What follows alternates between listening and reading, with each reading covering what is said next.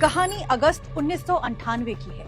बिहार के सियासी गलियारों में एक खबर आग की तरह फैली। एक दलित आईएएस की पत्नी से लगातार 2 साल तक रेप किया गया।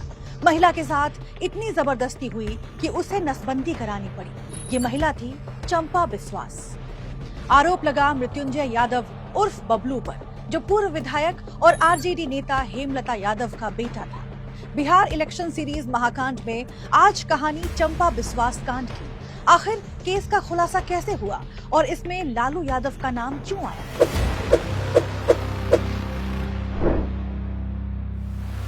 जून 1998 में चंपा बिस्वास ने राज्यपाल सुंदर सिंह भंडारी को चिट्ठी लिखी। लालू यादव की करीबी हेमलता के बेटे मृत्युंजय और उसके साथियों ने 2 साल तक मेरा रेप किया।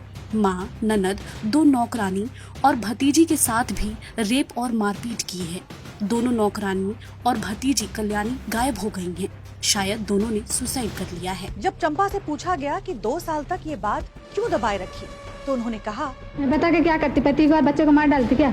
चंपा ने दावा किया कि पुलिस से शिकायत करने पर भी मदद नहीं मिली थी। फिर चिट्ठी के करीब 2 महीने बाद अगस्त में बीजेपी नेता सुशील कुमार मोदी ने इस मुद्दे पर प्रेस कॉन्फ्रेंस की और सियासी गलियारों में बवाल मच गया। सवाल आया कि ये सब कब और कैसे हुआ।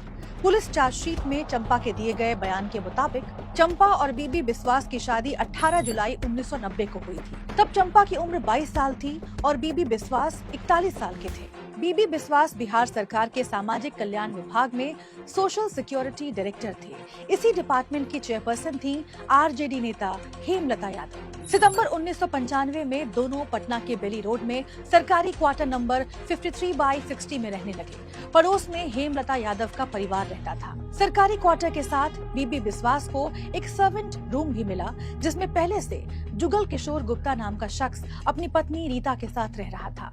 इनकी हेमलता से जान पहचान थी।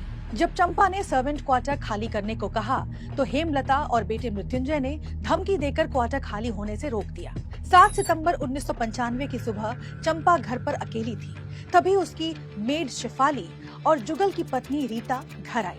ये लोग जिद करके चंपा को सर्वेंट क्वार्टर का हाल दिखाने ले गए। अंदर पहले से ही हेमलता और मृत्युंजय मौजूद थे।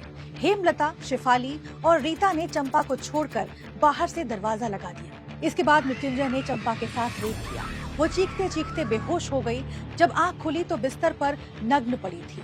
चंपा के मुताबिक जब वो घर लौटी तो हेमलता आई, उसके पति और बच्चे को जान से मारने और न्यूड फोटो वायरल करने की धमकी दी। अगले दिन हेमलता ने चंपा से कहा, तुम मृत्युंजय से शादी कर लो। तुम्हारा पति बूढ़ा है और ये जवान लड़का है। मैं जल्द ही मंत्री बनने वाली हूँ। शादी कर लोगी तो रानी बनकर रहोगी। इसके बाद हेमलता ने चंपा को मृत्युंजय के साथ कमरे में बंद कर दिया। उसने फिर चंपा का रेप किया और न्यूड तस्वीरें खींची।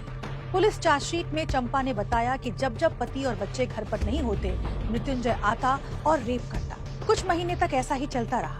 इसी दौरान वो प्रेग्नेंट हो गई। मृत्युंजय ने उसका अबॉर्शन कराया, लेकिन कुछ दिन बाद फिर जबरदस्ती करने लगा। चंपा के मुताबिक मृत्युंजय ने उसकी सास के साथ भी यही किया।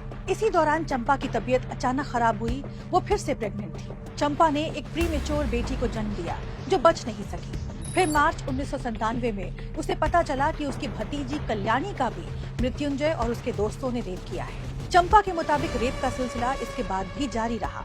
मृत्युंजय ने बच्चों के सामने भी कई बार जबरदस्ती की। इसी बीच एक रात शोर सुनकर पति बीबी बिस्वास की आंख खुली और उन्हें कुछ गलत होने का अंदेशा हो गया। फिर एक दिन जब बच्चे मृत्युंजय को पिस्टल और बम से मारने की बात कर रहे थे, तो बीबी बिस्वास ने सुन लिया और चंपा ने उसे पूरी बात बताई।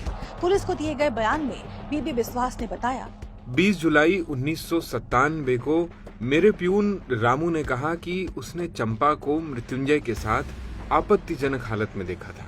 फिर मेरे ड्राइवर ने भी बताया कि मृत्युंजय हर रोज उसे गाड़ी में बैठाकर मेडिकल स्टोर ले जाता था, वहां उसके साथ संबंध बनाता था।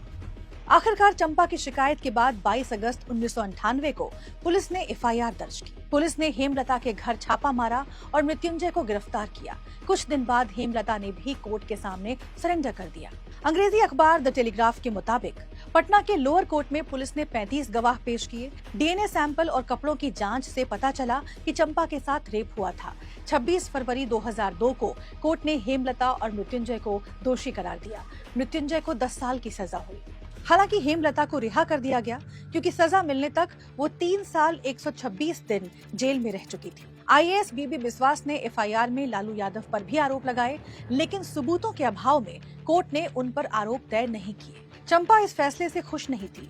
सवाल ये भी उठे कि 2 साल तक रेप करने वाले शख्स को केवल 10 साल की सजा क्यों हुई। फैसले के कुछ ही महीने बाद अगस्त 2002 में 53 साल की उम्र में बीबी बिस्वास की किडनी फेलियर से मौत हो गई। दूसरी तरफ हेमलता और मृत्युंजय ने लोअर कोर्ट के फैसले को पटना हाई कोर्ट में चुनौती दी। दलील दी गई कि दोनों के बीच रजामंदी से संबंध बने थे। हाई कोर्ट ने 21 मई 2010 को हेमलता और मृत्युंजय को सभी आरोपों से बरी कर दिया। फैसले के पीछे हाई कोर्ट ने कई तर्क दिए, जैसे चंपा बिस्वास की तरफ से पेश किए गए 6 गवाह बयान से पलट गए। मुख्य गवाह बीबी बिस्वास की पहले ही मौत हो चुकी थी। मृत्युंजय लगातार रेप कर रहा था, लेकिन पति ने चंपा के चेहरे पर कभी तनाव क्यों नहीं देखा। चंपा और मृत्युंजय की आपस में फोन पर बात होती थी। वहीं इंडिया टुडे की रिपोर्ट के मुताबिक पुलिस डिपार्टमेंट के अंदर के लोगों का कहना था कि चंपा और मृत्युंजय का अफेयर चल रहा था, लेकिन फिर मृत्युंजय ने चंपा पर अपने दोस्तों से संबंध बनाने का दबाव बनाया। इसके बाद मामला बिगड़ गया। हाईकोर्ट के फैसले को चंपा ने सुप्रीम कोर्ट में चुनौती दी या नहीं, इसकी कोई जानकारी सार्वजनिक तौर पर मौजूद नहीं है। आज भी चुनाव में राजद के विरोधी दल चंपा बिस्वास केस को मुद्दा बनाते हैं। पिछले महीने ही पीएम नरेंद्र मोदी ने बिना चंपा का नाम लिए कहा था, गरीब से लेकर डॉक्टर और आईएएस परिवार तक आरजेडी नेताओं के अत्याचार से कोई नहीं बचा था। महाकांड के इस एपिसोड में इतना ही। अगले एपिसोड में कहानी मुजफ्फरपुर शेल्टर होम कांड की। ऐसे ही और वीडियोस देखने के लिए डाउनलोड करें दैनिक भास्कर ऐप।